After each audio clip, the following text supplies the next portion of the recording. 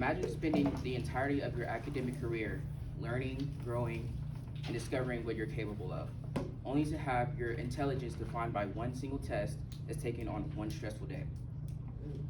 It is important to note that standardized tests such as SATs and ACTs can measure students' learning, evaluate teachers and school performance, and determine college placements and more. Standardized tests should be abolished because it reduces students' abilities to a single score, and it fails to reflect true intelligence, creativity, and potential while increasing stress and limiting learning.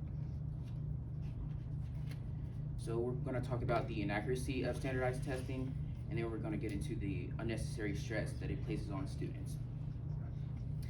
To start, standardized tests have become a major part of modern education system, especially in the United States.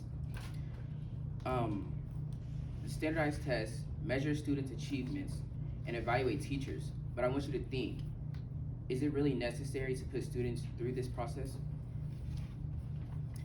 These tests provide consistent ways to measure learning, but they're used to determine graduation, which I'm sure most of us can agree that that's not entirely fair. They measure certain skills like math and reading, but they don't really prioritize creativity.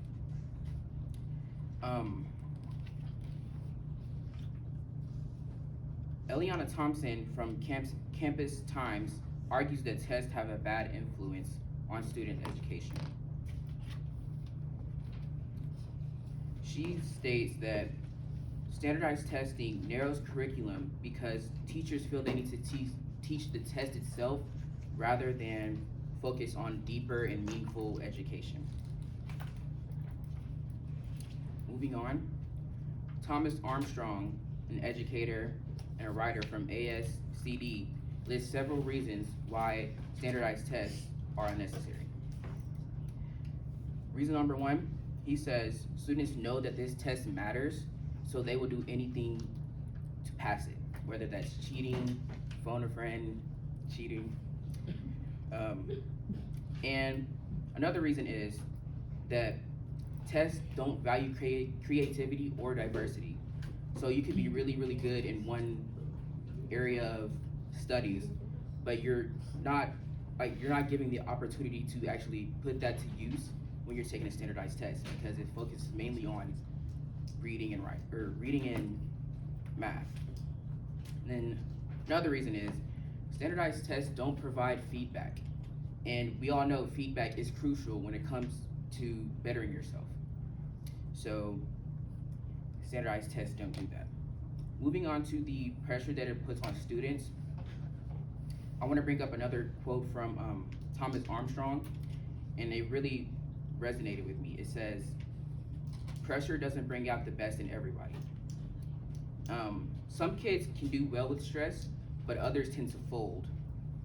When stress becomes overwhelming, it can trigger the fight or flight response, where it's impossible to engage in the critical thinking process that is needed when answering a standardized test question."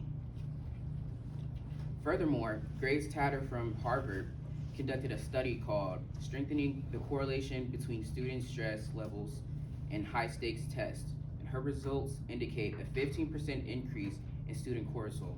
Now, if you don't know what cortisol is, it's a hormone that acts as a stress manager. It regulates metabolism, blood pressure, immune function, and the sleep-wake cycles. So the tests affect the cortisol, they affect the disadvantaged students more, and it focuses too much on test prep instead of measuring a student's real ability. I encourage you to rethink how success in schools are measured. You can start by speaking up, whether that's to a teacher or a principal. We need to not determine students' intellect with a standardized test that's only taken once in your entire academic career, because that is not how true intelligence is defined. Thank you. Okay, feedback for Cy. Very good. I mean, very true, very relatable, and I feel like it should be taken more seriously. We should all go to Harvard. Yeah. Very good, Keith. What else? I guess. Thank you so much for sharing.